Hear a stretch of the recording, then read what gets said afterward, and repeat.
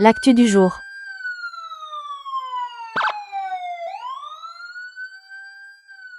Faly mirabantsika rehetra amizao hariva zao a, zay manaraka ny fandaharana eto amin'ny pejy moa, zay arahana amin'ny namana Sodara, zay mpiray tanindrazana, samy tia tanindrazana ihany koa. Telo andro fahatelo tiako zao a, niresaka mahakasika an'i Madagasikara. Resahantsika tamin'ny andro voalohany ohatra, ilay hoe fananinana moa no tsy naomby ny état unitaire, de tamin'ny andro faharoa ihany koa tsika de niresaka hoe ny resaka fédéralisme, inona ny tombotsoa azo avy aminy ary inona ny risque mety aterany raha ohatra ka ampiarina eto Madagasikara. De amin'ny androandroany ity tsika somary nisitaka kely an'ilay débat malaza be hoe état fédéral sy état unitaire, fa niroso amin'ilay hoe député de Madagasikara, hoe ireo solomamoaka eto Madagasikara, ahoana marina, inona moa no asa tokony ataony zareo de moa veny zareo nanantanteraka an'izay asan'izay amin'ny maha solombavambahoaka azy satria raha ny fahitanay anazy manko de anisany ataontsika hoe tompona andraikitra amizao tsy fahombiazana misy ankehitriny zao ihany koa ny député de Madagasikara, hoe solombavambahoaka ny Madagasikara zany. Ka faly miarabanao aloha namana Sodara. Faly miarabanao dokotera, dia misaotra ny zanahary moa zany nanome tombonandro sy fahasalamana afahana miresaka an'ity raha masina ity indray, satria mahakasika ny firenena malagasy, mahakasika ny hoavin'ny firenena. Tsy mankasitraka anao, tsy ho lava resaka intsony tsika fa tonga de arotsika ny resadresaka eto moa zany tsy ady hevitra ny eto fa fifanankalozan-kevitra. Aoka zava mitika mpiaino fifanankalozan-kevitra zany no ataonay mirahalahy eto resaka mahakasika an'izay député zay. Voalohany indrindra aloha aleo mba omena tsika ny famaretana na hoe député, inona moa ny atao hoe député? Lay teny hoe député zay tenentsika na monsieur le député honorable eto, fa inona marina moa zay de avy amin'ny teny latin le izy io hoe deputare,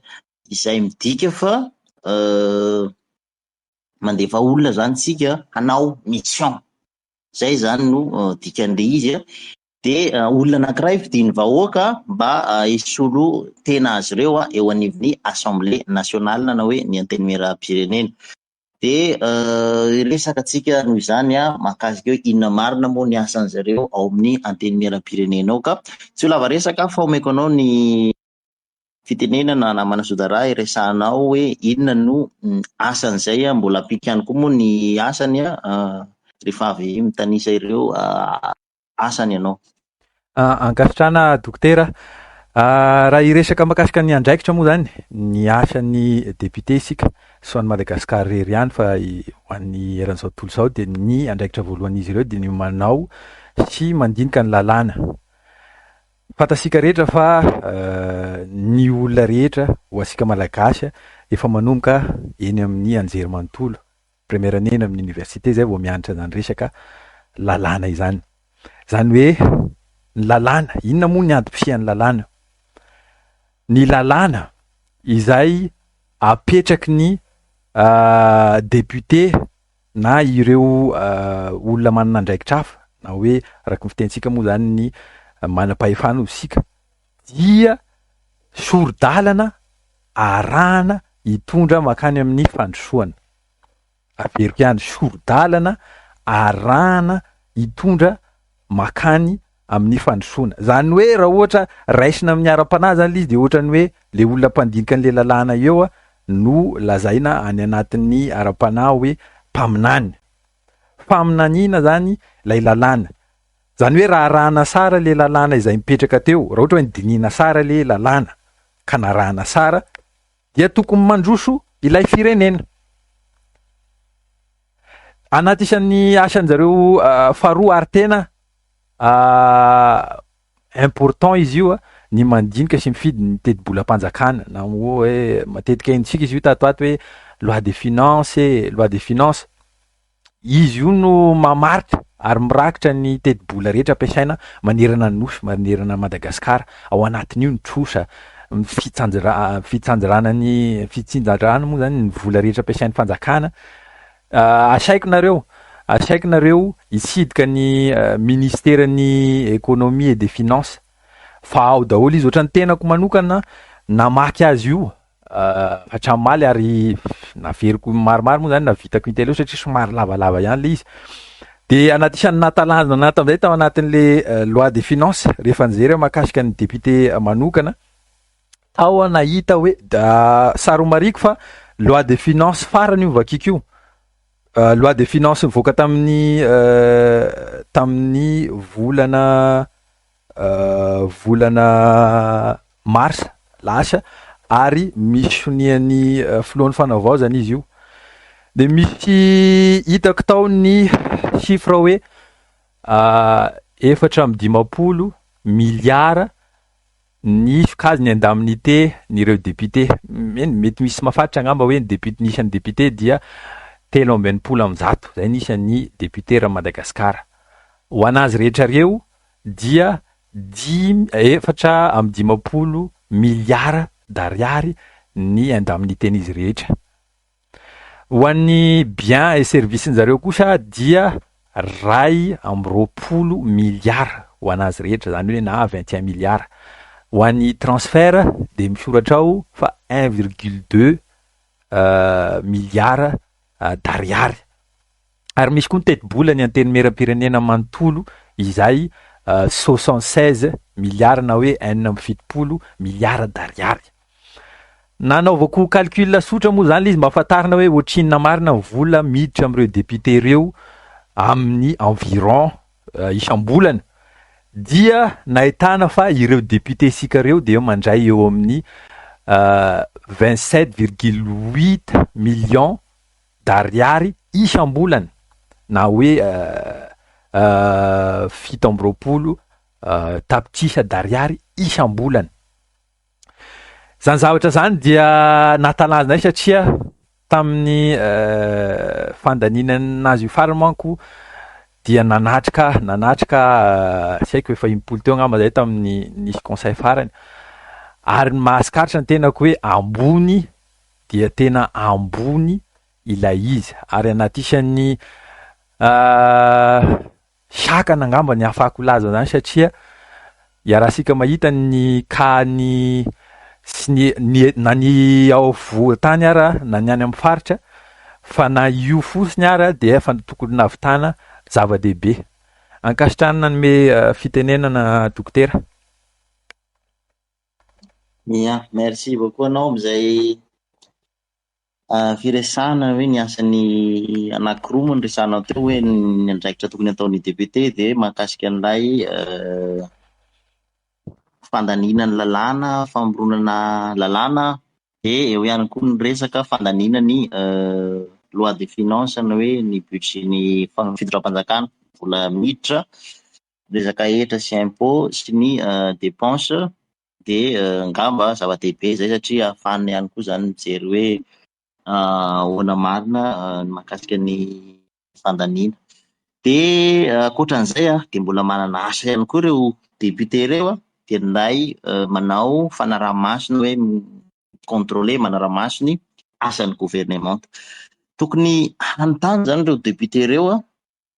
hanontany ny mpanantanteraka mahakasika an'izay zavatra ataon'zareo rehetrarehetra. Raha misy zavatra tsy mifanaraka, tsy araka ny tokony ho izy ohatra de manontany zareo hoe fa ahoana ity zavatra ity. Zay zao asan'zareo anankiray ihany koa zay hoe manara-maso ny asan'ny mpanantanteraka izay. Rehefa avy eo tsika mbola hiresaka hoe ny tena ny asa ve ny zareo sa tsy va, resahantsika aloha hoe inona ny asany, am'izay mba ahafantatsika vaoaka tsara hoe ny zavatra tokony ahafahantsika mijery mitsara ny zareo mivantana zany. Tsy zahay intsony am'izay hoe miteny hoe nanao ny asa ve ny zareo sa tsy, fa itsika tonga de afaka manome ny hevitra atsika hoe ny asa ny zareo pa.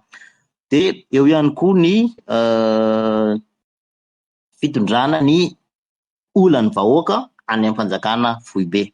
Zany hoe ohatra tsika any amin'ny vahoaka zao mila hôpitaly de ny député anisany tokony mitondra an'izay hitahitantsika vahoaka zay any amin'ny foibe. Raha mila sekoly tsika, mila lalana de ny zareo anisany tokony hitondra an'izay hitahitantsika zay any amin'ny fanjakana foibe. Zay no maha solombavambahoaka azy ireo. Ka raha ohatra ka zay zany ny asan'ny solombavambahoaka amin'ny ankapobeny Misy fanontaniana ty apetraka aminao namana Sodara hoe ahoana ny fahitanao ny solombavambahoaka Madagasikara? Moa ve tena niasa, tena hoe manao ny asany maha solombavambahoaka azy tokoa ireo solombavambahoaka ireo, sa hoe mana be dépense fotsiny ho an'ny fitondram-panjakana, ho an'ny charge ho an'ny vahoaka ve? Satria vola vahoaka nge reny karamany reny e. Charge ho an'ny vahoaka ve ny député sa miasa ho an'ny vahoaka? Ankasitrahana tamin'ny fanontaniana dokotera, ny ohatra alaiko akaika angamba de ny zavatra niseho farany raha ohatra sy teny nisy lalàna zay lanina farany tao amin'io loi des finances io. Tam'izay dia nisafidy ireo député fa ahena ny budget ny fampianarana. Ny fampianarana de fantasika fa hafa ihany zany fiarahamonina mianatra zany. I budget ny fampianarana io no mamaritra ny hoavin'ny Madagasikara, satria araka ny fomba fitenentsika moa zany ny ankizy no hoavin'ny firenena. Na ena ny budget ny fampianarana ary ny tenako, ary mino aho fa ny akamaroanareo koa nahita an'izany hoe nanangan-tanana misy ireo député hoe ahena marina le budget ho an'ny fampianarana. Inona ny antony? Tena hoe raha olona miandrana fandrosoana ve de afaka anena zany budget-na fampianarana zany. Esanany koa niaraka tamin'io de nahena ireo député koa ary safidian-jareo hoe ahena ny budget na ny teti-bola ho an'ny fambolena. Raha azavana amin'ny fomba ho amin'ny fambolena sy ny fiompiana moa zany anatin'iny dôly. Raha jerena amin'ny endriny sotra ny firenena anankiray dia tokony manam-bola ihany no manafatra, satria fantasika ahoana ny vola malagasy zany, ariary zany ohatran'ny tenako zao tamin'ny tenako nakany vela voalohany adiniko nanao échange ny vola. Tonga tamin'izany tamin'ny Charles de Gaulle nandala Orly, sisy mandray io vola io. Nandalo tany Turquie, tonga tany nandalo tamina firenena maro ny tiako tenenina, sy voatery ho tononoko. Fa sisy nandray io vola io ary sisy mahafantatra an'io ny banky, io vola ariary io. Za mo tenenako hoe ambany be ny ariary, ma sy tenenako misy hoe tony hoe sisy lanja misy le ariary. De isika ve miaraka am'izay vola sy de misy ny lanjan'izay no andeha hanafatra entana, andeha hanafatra vary, andeha hanafatra an'ireo sakafo hoanintsika any ivelany. Sy ho probable misy le izy ary sy ho azahoantsika tombona. Ary de mbola sasika nefa san'ireo député no mifidy hoe ahena ny budget ny fambolena izay ataon'ireo tantsaha, izay tokony anentanana an'ireo tantsaha izay mahavita mamokatra veloman'jareo, eny fa mamasy ny tanàna izay misy azy ireo. Izay zavatra zany de zavatra misy hatramin'izao, na sy afaka mamasy ny any ivelany ary sika misy foana ireo tantsaha izay mamasy ny tanàna misy azy. Raha ohatra mijery ianao marobe, tenako zany indraindray makany amin'ny faritra, mijery faritra maro ary mahita an'izany fa misy omby foana eo ohatra, misy vary foana eo, misy trondro foana eo. Zany hoe izay budget-nzay zavatra zay nefa na henan'ny fanjakana. Ary matoa hena le izy de sy maintsy hena koa arakin'izay ny isan'ny famokarana, satria sisy fanampiana an'ireny vahoaka ireny. Esy andanina nefa raha ohatra araka teneniko ny dokotera teo hoe 27,8 milliards ny vola raisin'izy ireo isam-bolana. 27,8 millions plutôt, 27,8 millions d'ariary isam-bolana ny vola raisin'izy ireo. Sarotra lavina aloha fa sy mandeha mivoaka, satria zay manko le nolazain'jareo hoe anay mila mandeha midina any fotony. Na de eo ary reo député maro sy midina makany amin'ilay toerana lany azy misy mandritra ny mandany, misy zany ary sazy lavina zany. Fa ny zavatra sikaritra koa rehefa niresaka tamina mpiray-tandrazana maro dia tohitohatran'izao ny fisehoan'ilay izy. Rehefa lasa ireo député mahazy an'io indemnité io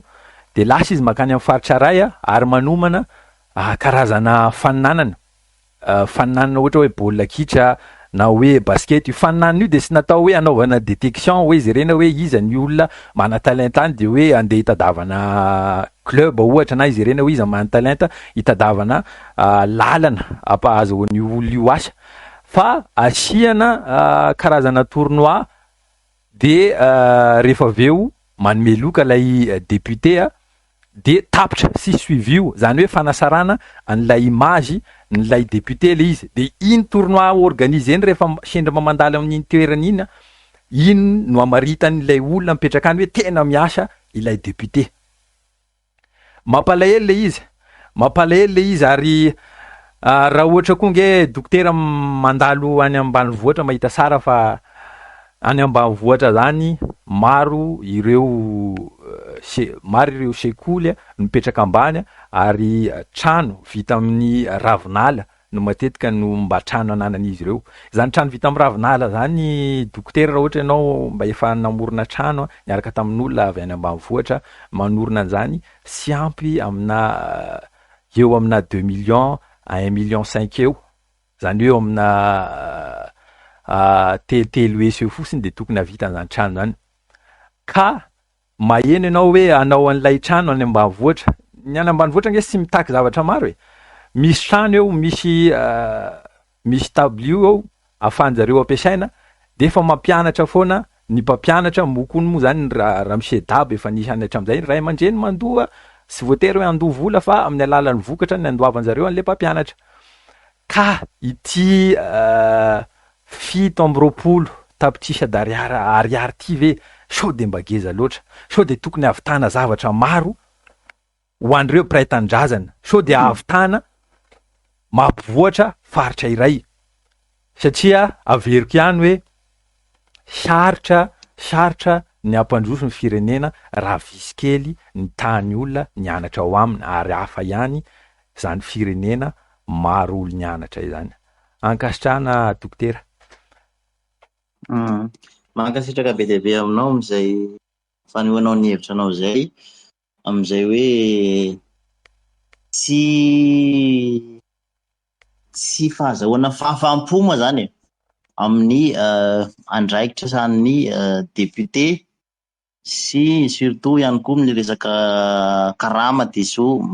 be dia be loatra tsy hoe fialonana akory amin'ny resaka amin'izany fa hanatsarana ny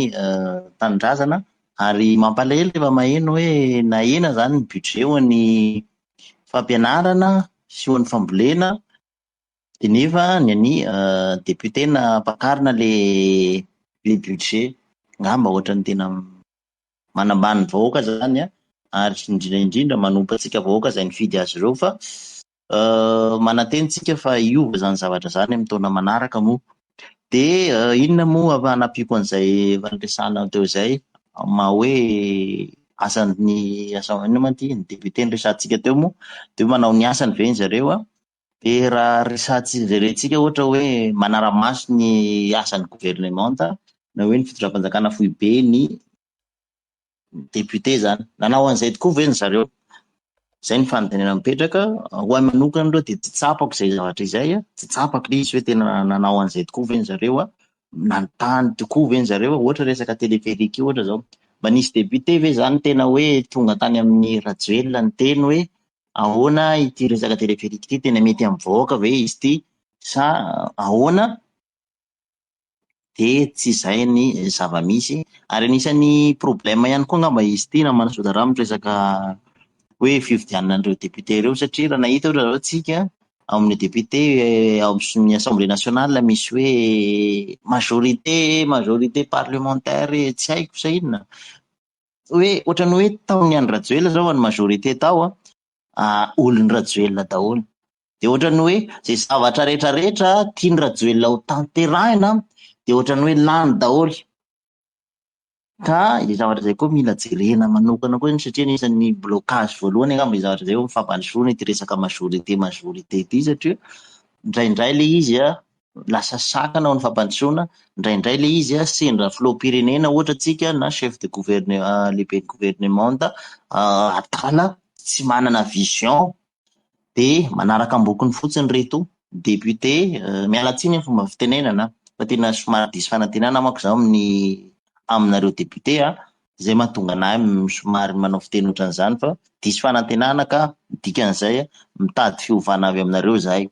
De eo ihany koa anisan'ny andraikitry ny député hoe zay manara-maso miavalia ny politika publika zareo hoe moa ve mamokatra ny politika apetraky ny fitondram-panjakana, mba misy vokany ve, mba misy resultat ve, de moa ve mba réagir ny député manoloana an'izay zavatra zay. Tsy hita aloha hoe tena réagir ve zareo, tsy misy proof zany ho ny député malagasy. De le resaka hoe miaro sy hoe mitondra ny etetany vahoaka mankany amin'ny fitondrana foibe. Ary angamba ity zavatra ity anisan'ny tsy tanteraka, matoaka ny any amin'ny faritra ankehitriny mitaky ilay hoe atao état fédéral ilay Madagasikara, andao itsika hiditra amin'ilay fédéralisme. Satria raha tanteraka io zavatra nataon'ny député io hoe handeha hitondra ny etetany vahoaka, dia angamba tsy nisy izao hoe état fédéral tsy nisy zao débat zao, satria afa-po ny vahoaka amin'ny service public, manana ny ilainy vahoaka, satria le hoe midéfendre ny intérêt ny vahoaka angeha dia hoe mitondra ny olany vahoaka makany amin'ny fanjakana foibe. Raha ny vahoaka mila toeram-pitsaboana ohatra, dia ny zareo mitatitra an'izany, mitondra zany amin'ny fitondrampana foibe mba handrena ny hôpitaly amina région anankiray ohatra. Vahoaka mitaraina amin'ny resaka lalana, satria lalana zany isan'ny zava-dehibe amin'ny fampandrosoana ny firenena mba ahafahana mivezivezy, ahafahana vokatra mivezivezy. Anao an'izay ve ny député? Tsy nanao izy matoa teraka ilay débat hoe état fédéral ankehitriny ary ny tena mampalahelo dia député avy any amin'ny faritra ny tena mameno an'io assemblée nationale io. Avy any amin'ny faritra ny assemblée nationale dia Antananarivo no ahitana azy, de avy any amin'ny faritra daholo zany ny ambiny rehetrarehetra ny député, ankoatra ny député avy amin'io faritany Antananarivo io, de maninona moa député be dia be avy any amin'ny faritra no tsy nitaky, tsy nangataka ny zavatra ilainy vahoaka any amin'ny faritra misy azy tsirairay. Matoa zareo tsy nitaky, ny dikan'izay tsy nanao ny asany izy voalohany indrindra, ary indrindra indrindra ny tena mampalahelo dia tsy misy rarahiny atsika vahoaka izay nividy azy. Tsisy rarahiny zany, satria raha ny rarahantsika zareo dia tsy maintsy niady sy nitondra an'izay zavatra mampalahelo atsika zay any amin'ny fitondrana foibe ary mitady vahaolana mba hamahana an'izay olany fiarahamonina izay. Zay angamba no ataoko hoe hevitra avy aty amiko mahakasika ny hoe ahoana marina le député, tena niasa ve sa tsy par rapport amin'ireo raha ny asan'ny zareo no jerena. Ka misy fanontaniana ty, tsy haiko hoe ahoana, inona ny mety mahatonga an'izay zavatra zay namana Sodara hoe mahatonga ny hoe ny député tsika zany tsy capable manao an'izay asan'izay, ary zay hoe tsy capable zany zareo, matoa tsy afa-po ny vahoaka, matoa tsy mandroso ny firenena dia anisan'ny mpandray anjara ny zareo ka mety misy antony manokana hoe zay ny fahitanao anazy ohatra. Mety aneo ny hevitra ihany koa za, fa ny hevitra moa tera-bary dia samy maneho an'izay hevitra zay tsika. Ankasitrahana nanome fitenenina dokotera. Eny sika malagasy moa zany na avy aiza ny faritra fiaviana dia mametraka an'izay foana sika hoe aleo ny zanaky ny faritra ihany no mitondra ao amin'ny faritra. Na avy aiza averako ihany ny faritra fiaviana dia izay manana an'izay fomba fiainana izay foana hoe aleo ny zanaky ny faritra ihany no mitondra. Ny olona nefa dia izao. Ny olona rehetra izay efa nandalo université dia mahafantatra fa manomboka na inona ny filière ataony, na inona ny fianarana ataony manomboka amin'ny première année ny olona dia mianatra droit. Ny olona rehetra mianatra droit, zany hoe raha olona afaka baka ka sy nanao ninina izy taoriana niny baka iny dia sy mbola ny anatra droit zany izy. Ary ny akamaroan'olona ny olom-pirenena moa zany sy dia liana makasika ny lalàna io loatra, nefa ny lalàna nefa no tena lahara-pamena. Io lalàna io no guide. Zany ange afaka tarafintsika ohatra hoe mividy télé zao ny malagasy anankiray dia si izery izy ny guide, si izery izy ny manuel n'iny télé iny, dia izy ireny na nianatra an'iny fa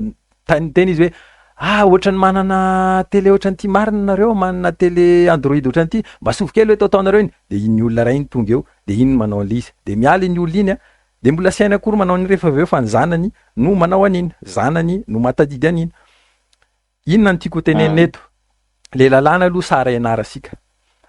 Le lalàna efa misy ary zay misy mahatonga asika miresaka député satria ny député dia mikirakira an'io lalàna io, raha mahita izy lalàna ray tokony aboatra amin'ny faritra misy azy de ataon'izay mampiditra an'io iadivana io. Raha misy lalàna iray hitany hoe tokony ovana de iadivan zareo ny tokony anasorona an'io satria io sy ampandroso any faritra maromaro moa zany na ny faritra misy azy. Amin'ny fomba ahoana moa? Ny fomba ikirakiran'olona izay sy nianatra satria misy olona sy nianatra lasa député ao, misy olona ohatra ambany de ambany ny diplôma ananany, sy fanambaniana zany fa fanambarana. Ahoana ny fomba ikirakirany lalàna? Ny tenako moa zany araka ny teneniko iny efa petraka tamina faritra maro ary nahita fifidiana député efa maro ihany tamin'ny fiainako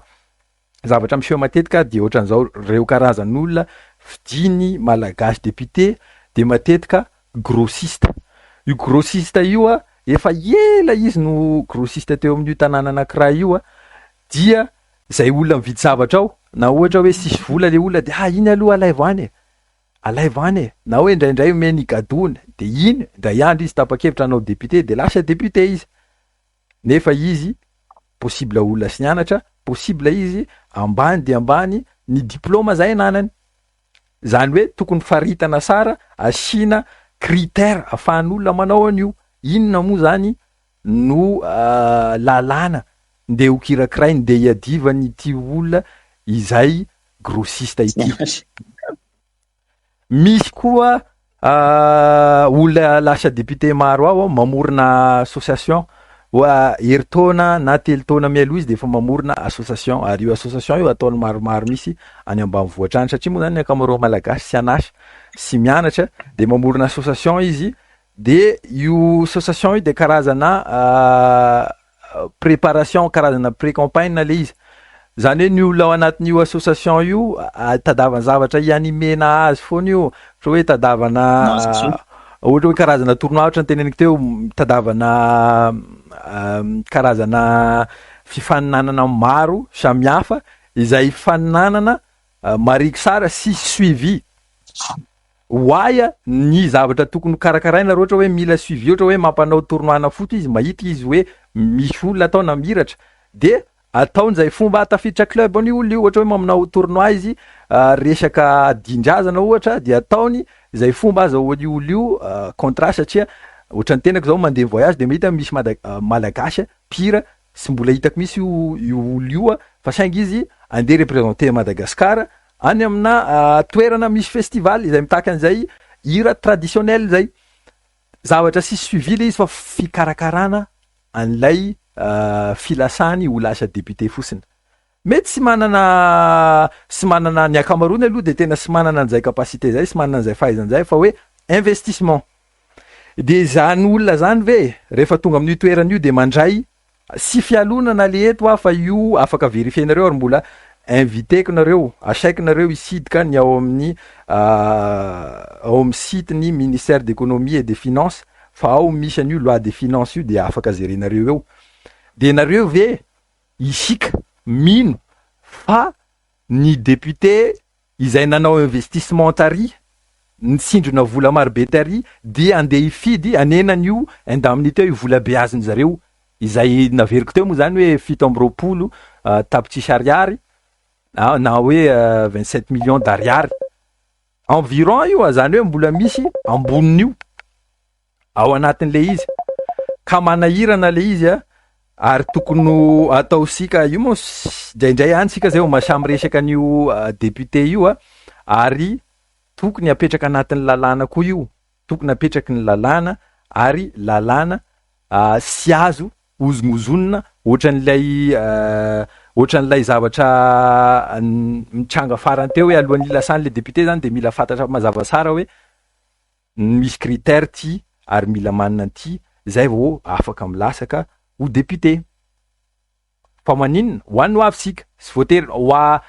na de eo ara le toesaisika milaza an'ilay hoe mila atao hoe zanaky ny faritra le izy fa za angamba mino matoa sika hatramin'izay sika misafidy foana hoe atao zanaky ny faritra le izy de zay olona rehetra eo fidiana nefa tamin'ity indray mitoraka aty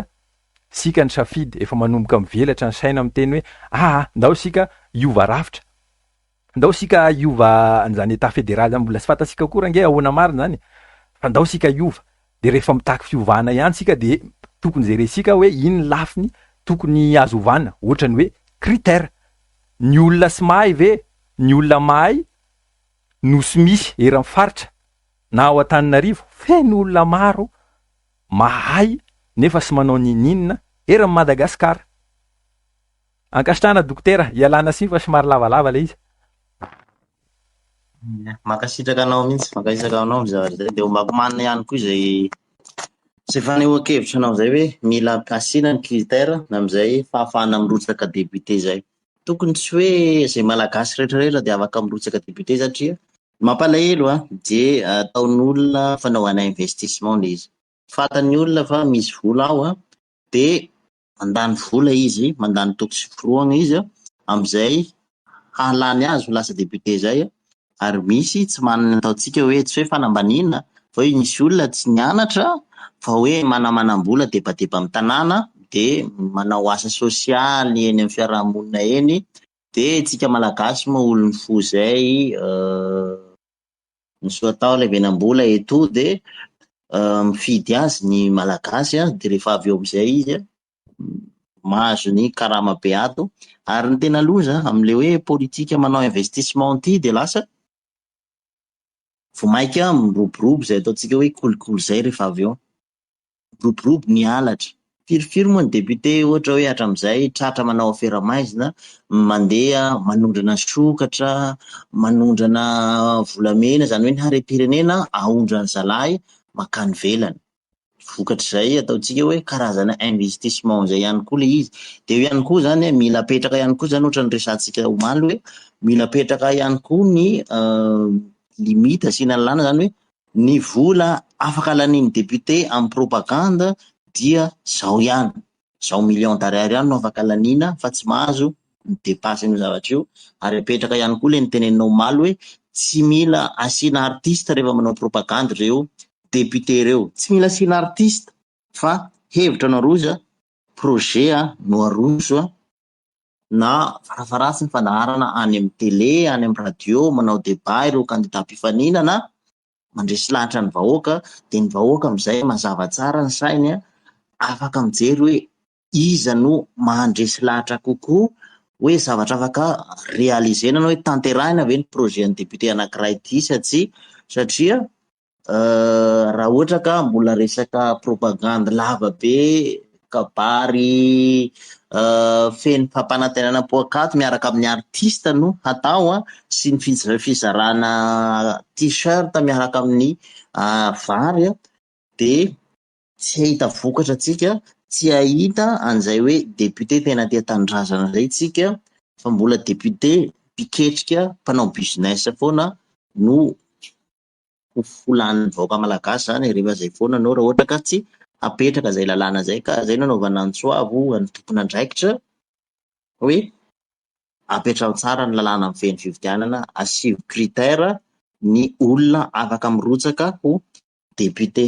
asivo critère hoe ohatra farafaratsy mba olona navita licence ohatra fa navita licence zany ohatra no afaka mirotsaka ho député zay be de be ny olona navita licence zany minimum zany mba farafaratsiny mba ahafahan'izy ireo zany mijery tsara ny zavatra hanatsarana ny firenentsika ety satria ilana niveau ange zany mijery hoe ahoana moa ataontsika hoe ny resaka ny budget ny fanjakana ohatra resaka fandaniana hoe ahoana ny recette publique ahoana ny jerena hoe ohatra ny ahoana ny resaka hetra ny impôt ny taxe ny trosa ohatra ny ahoana ny dépense publique équilibré ve sa ohatra ny ahoana raha olona ataontsika hoe tsy de nandalo fianarana tsy hoe manambany mety tsy hatakatra an'izany mety hoe mandray décision fatany na io fanenana an'io budget ho an'ny fanabeazana soa ny fambolena io aza dia efa ataoko hoe décision adaladala io satria anisan'ny base ho ny fampandrosoana zany fampianarana sy fambolena zany dia en même temps no napakarina ny budget ho an'ny député mahamenatra le izy ary mampalahelo ka zay angamba no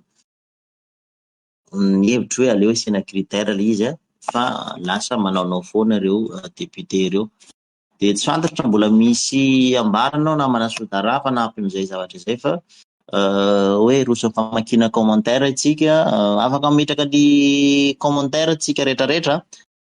zay te ametraka fanontaniana sy te nandefa an'izay fanamariana izay.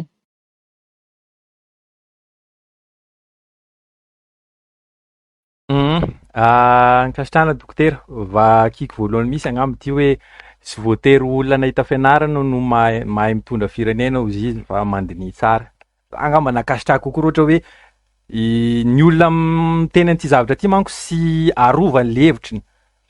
Raha ianao zany miteny zavatra ohatran'izany hoe tsy voatery olona nianatra mitondra firenena vao mandroso, tokony arosonao ny hevitrinao, asianao satria de tokony heverinao le izy aresy lahatra olona le hevitrinao. Azonao fa tsy hoe tonga de hiteny fotsiny ianao hoe ohatra hoe rasy ny akoho ohatra de mangina ianao rehefa avy eo. Tsy mety zany. Arovy le hevitrao teneny hoe tsy voatery ho nahita fianarana ny mahay mitondra ny firenena de azavainao le izy fa tsy hoe ny olona manony. Ny anay zao miteny anay teo hoe anay mahita kokoa député zany tokony natao olona nianatra fianarana. Raha olona sy nianatra zany inona ny lalàna aina. Fiainan'ny député de mampiditra lalàna, mikirakira lalàna, manala lalàna. Zay ny fiainan'ny député. Olona nianatra tonga amin'ny université mahafantatra tsara fa manomboka amin'ny première année ny olona rehetra zay vao manao lalàna, manao droit. Raha olona afaka baka zany ka sy nandalo université sy nianatra lalàna. Fahamarinana zany. Meko anao fitenenana dokotera. Hanampiko an'izay zavatra zay hoe tsy voatery hita fianarana no mahay mitondra ny firenena fa mba mandiny etara. Inona moa zany? Ankehitriny zany hoe ok marina zay hoe misy olona manana vision fa ahoana aloha zany ny Madagasikara nandroso ve tsika satria nisy olona zay veritsika fa tsy navita fianarana be, tsy nahazo licence ohatra na tsy nahazo master ohatra ny tondra ny Madagasikara de fa mandroso ve tsika izao? Zay ny fanontaniana apetrako aminao aloha satria ireo olona reo nitondra farafahakeliny 5 taona na Madagasikara zany de nandroso hoe Madagasikara ankehitriny sa vao maika atsika mivarinakady. Raha vao maika atsika mivarinakady de hoy izy namantsika anankiray teo hoe atao mihitsy raha doko fa malama fotsiny 95% an'ireo député reo ary lany Malabato maro anisany avy any amin'ny faritra fa tsy miady akory ny tena olana hampandroso ny faritra misy azy miady mafy amin'ity état fédéral maramo ity fa amiko ampiarina ity fitsinjaram-pahefana ity dia ny any amin'ny région faritany no amafisana. Zay mihitsy le izy hoe raha tena niady ny député avy any amin'ny faritra tokony tsy nisy ny débat hoe état fédéral sy état unitaire satria tena nandroso i Madagasikara fa noho izay hoe député tsy nanao ny asan'izay de zao tsika lasa very fanantenana tsika vaoka tsika tsony hoe ahoana marina de ireo député indray reo miteniteny hoe atao état fédéral de taitra indray tsika vaoka hoe sao de zay marina tokoa nampandroso an'ity kanefa raha fantatsika fa ny député avy amin'ny faritra no be dia be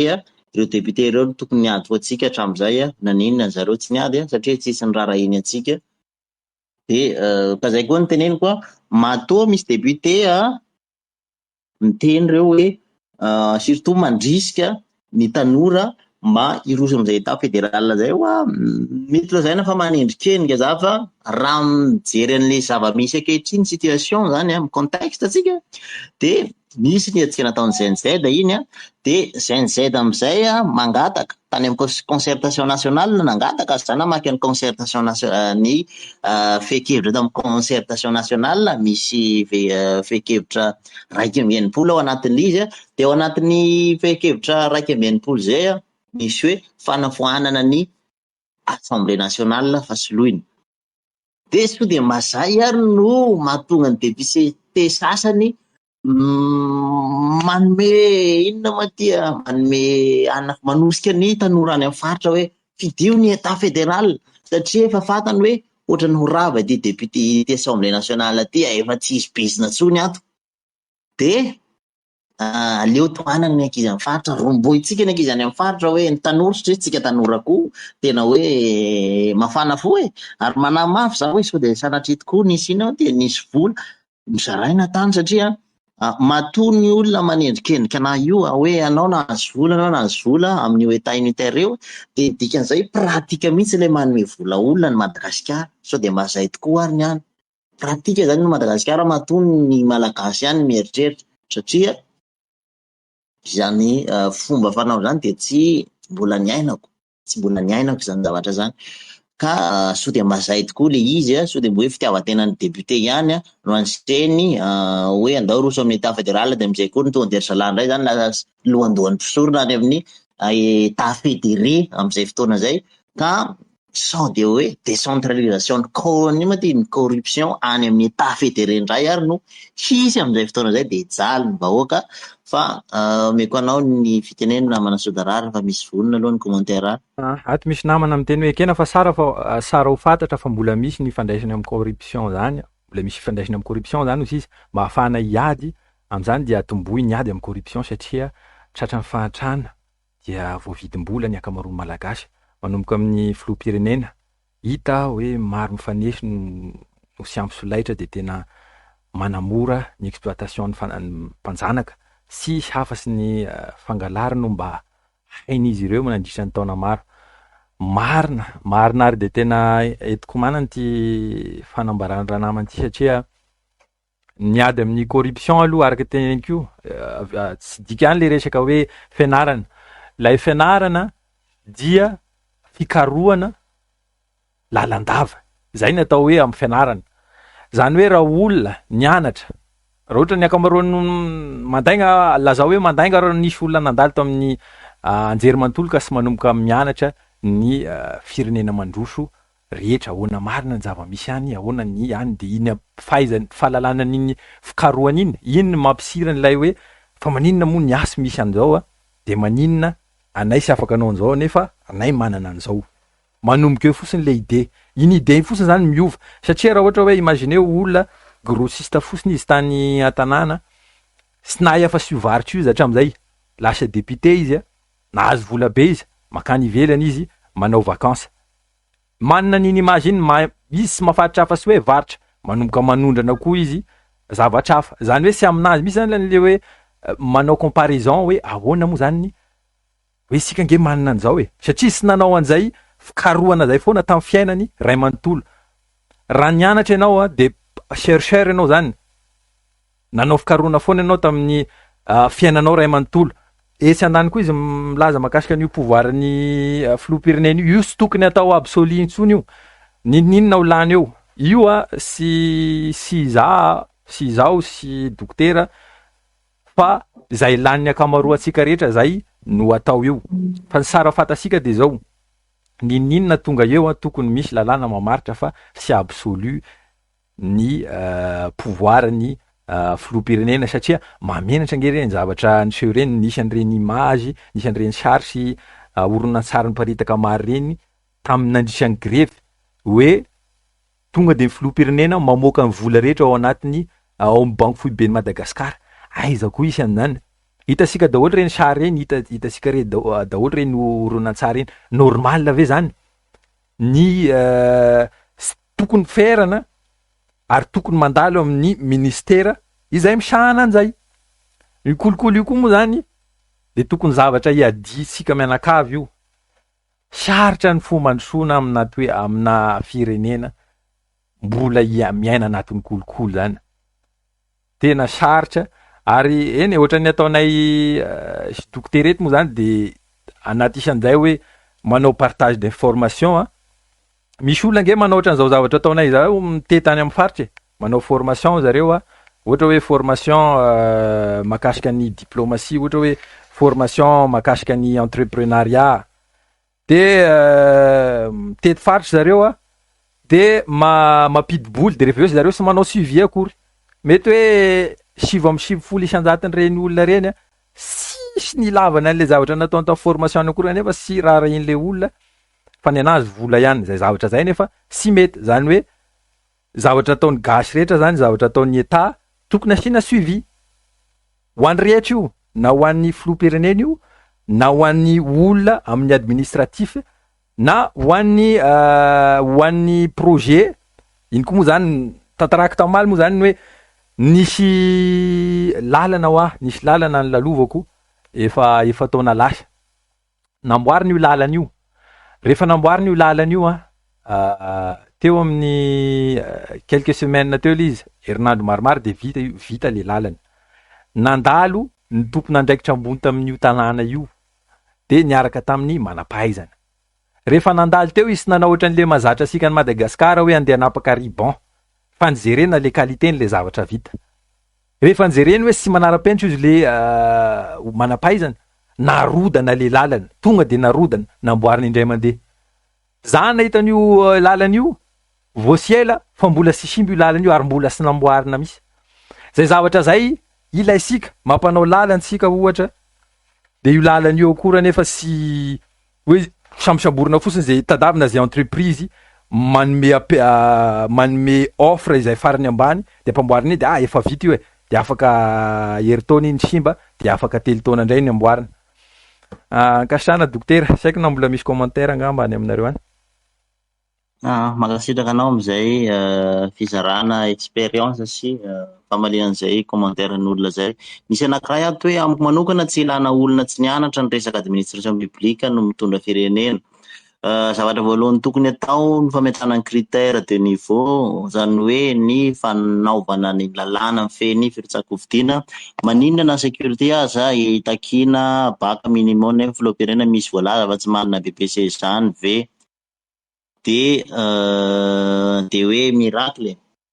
Marina mihitsy zany zavatra zany hoe tokony asina critère ny fahafana mirotsaky vidiana zay. Ary zavatra hoe fa nitakin'ny tanora io tamin'ny concertation nationale hoe mamila an'izay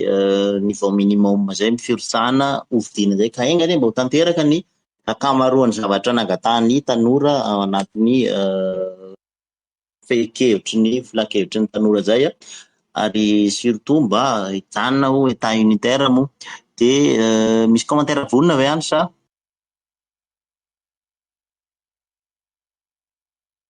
Andrasy fatovizako ihany de misy hoe amiko tsy vahaolana ny état fédéral na unitaire raha mbola ireo mpanao politika ty kokoly reo ihany no mahazo toerana, ary raha atao état unitaire na fédéral de mbola ireo ihany no hahazo place eo.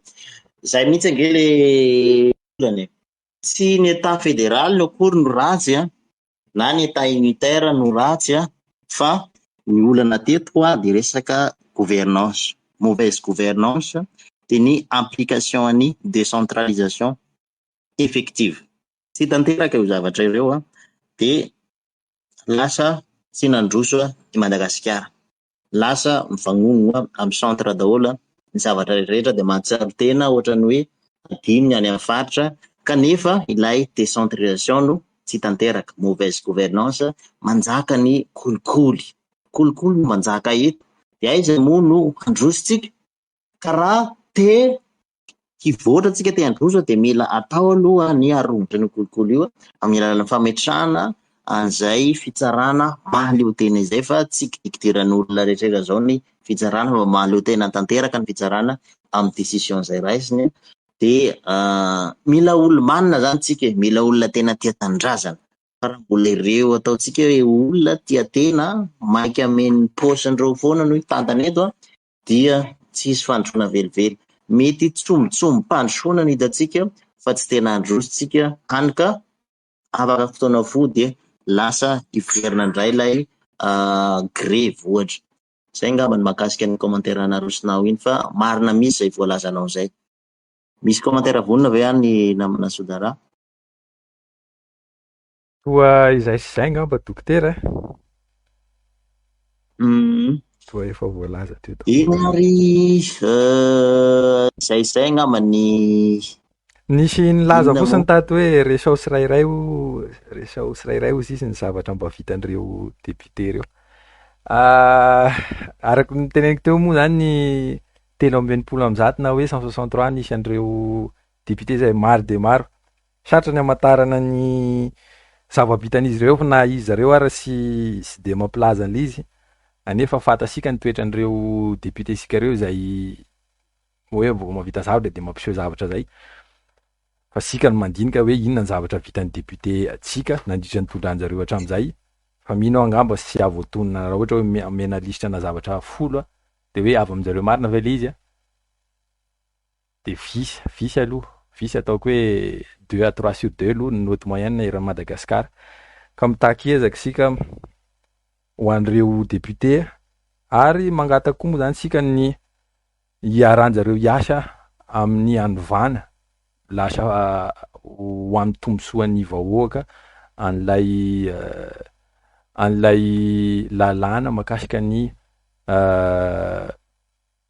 ny lazaisika teo le hoe vola miasa eran'ny Madagasikara na koa le hoe loi des finances. Ny inona ma ty sosokevitra rosoko amintsika angambany satria tsika na tsambaka tsika ny amin'ny faritra tsy hoe manaratsy an'ireo député reo tomboko zay fa tsika samy manana maso mijery tsika. Aza entiny hena maso tsika boka malagasy fa jereo hoe iza ny olona tena afaka isolo tenantsika any amin'ny faritra misy atsika ireo. Hatreto aloha zany amin'ny fotsy miangatra fa tsy nisy député zany tena hoe nitondra ny etetantsika mahoaka. Manao mouvement kely fotsiny no ataony zareo any, ohatra hoe mandeha manome fanampiana kely resaka vary sy menaka tsaramaso ho an'ny fokontany ohatra na commune anankiray. Zany fotsiny zavatra ataony zareo. Mba manao ahoana ny lalana? Ohatra lalana efa anisan'ny lalana ataontsika hoe lalana zany tokony tena hoe mila amboarina zany ary ny député anisany manana anjara brika amin'ny fanetseketsehana ny fitondrana foibe amin'ny fanatanterahana an'izay lalana izay. Ka raha hitatsika zany fa tsy nahomby reo député tsika reo, tsy nitondra ny etahitantsika mahoaka reo député amin'izao fotoana izao, de moa ve mbola ireo ihany ny vidintsika amin'ny fifidianana manaraka? Jerevy hoe ohatra ny ahoana ny candidat hafa de manana projet tsaratsara kokoa. Misy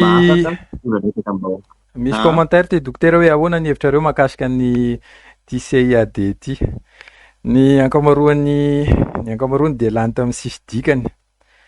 aty akana populisme fosiny sy ny fony olona, fony vahoaka moa zany amin'ny zavatra tsy de manao ahoana. Tena ilaina ilay critère ary sy ny député fosiny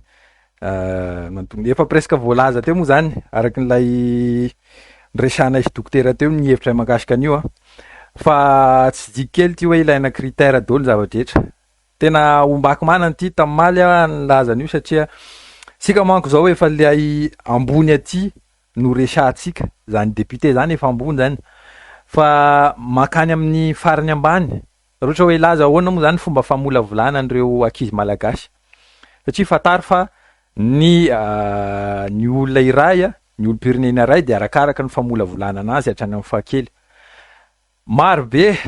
ny tenako rehefa mitety faritra de mpampianatra any amin'ny CG any amin'ny EPP misy io amina école publique, misy io amina école sy miankina na koa hoe privé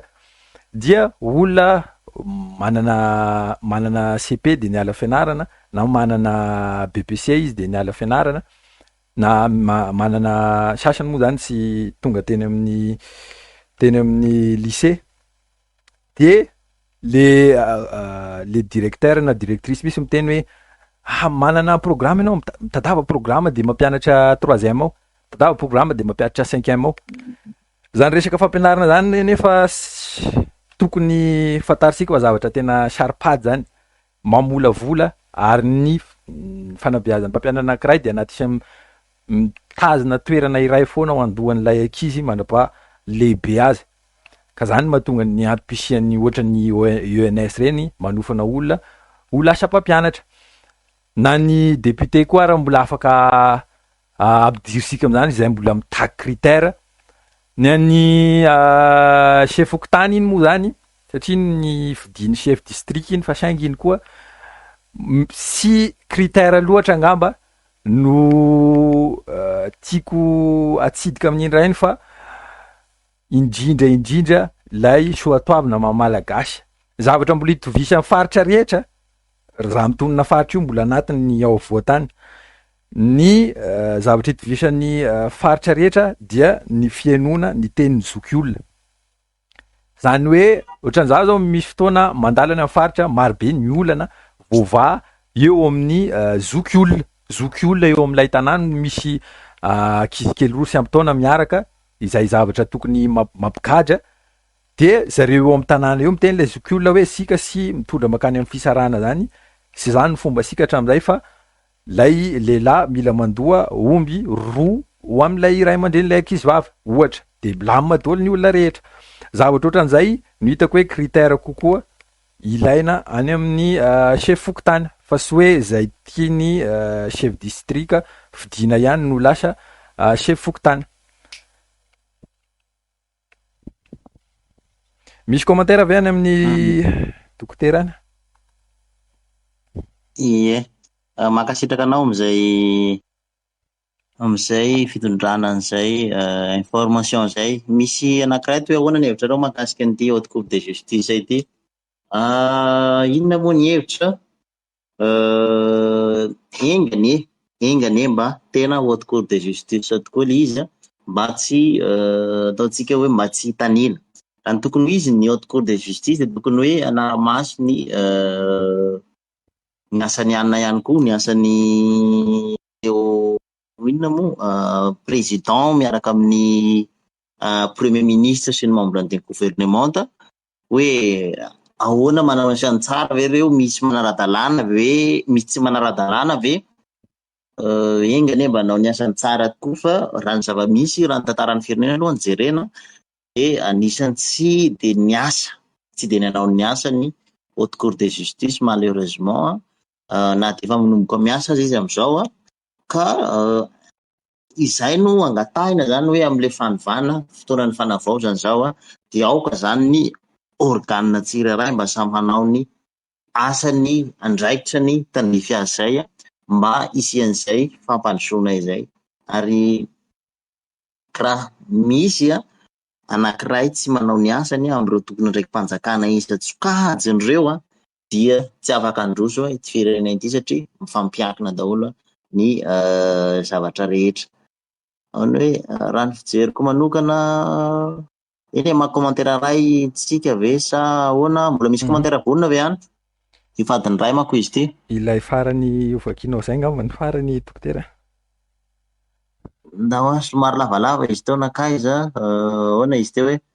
raha ny fijeriko manokana resaka état unitaire io de tantara lava be satria zao lasa mitongilana ny fitantanana ny firenena amin'ny ankapobeny lozika be satria ny mpitondra matahotra ny andrenivohitra ka lasa pisy niady amin'ny majinika ka tokony atao ihany ilay état fédéral satria raha malala rehefa ny marary any amin'ny faritra tsy mihetsiky ny avoatany anefa na dia hetsika ohatrany ahoana ny any amin'ny sisiny tsy mampiasa saina ny filoha satria tsy possible ny andiako vita anongana filoham-pirenena an-tanà aleo atao état fédéral io de rehefa mahavita ny marary azy mba mahavita manao fihetsiketsehana io samy manana ny analyse fa solution kely. Inona moa le problème amin'ny état fédéral igny de hoe tsika mbola tsy vonona efa nasiana resaka moa maly mahakasika an'le izy mety tsy tety anao hoe le état fédéral tsika tsy tsara le état fédéral tsy ratsy ary na état unitaire koa tsy ratsy fa na ratsy ny état unitaire nisy eto Madagasikara de tsy tanteraka lay décentralisation zay le problème an'le izy fa lay état fédéral raha tanteraka io décentralisation io de possible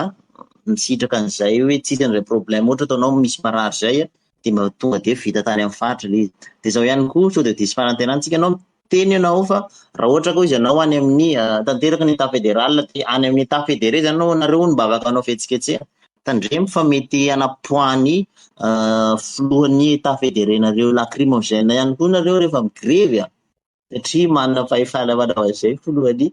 état fédéré satria izy ny filoha ao miaraka amin'ny polisy ny zandary tany filaminana zany any amin'ny état fédéré ka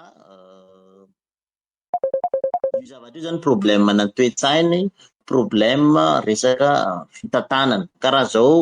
toetra ny malagasy zao, toe-tsain'ny malagasy tompona andraikim-pirenena zao de tsy possible misy zany hoe ataotsika hoe hotratra an'izay zavatra izay tsika, tsy possible zany le izy ka mila mitana zany tsika mila mitana tsika sao diso fanantenana zay ny tenenina am'le izy angambany fa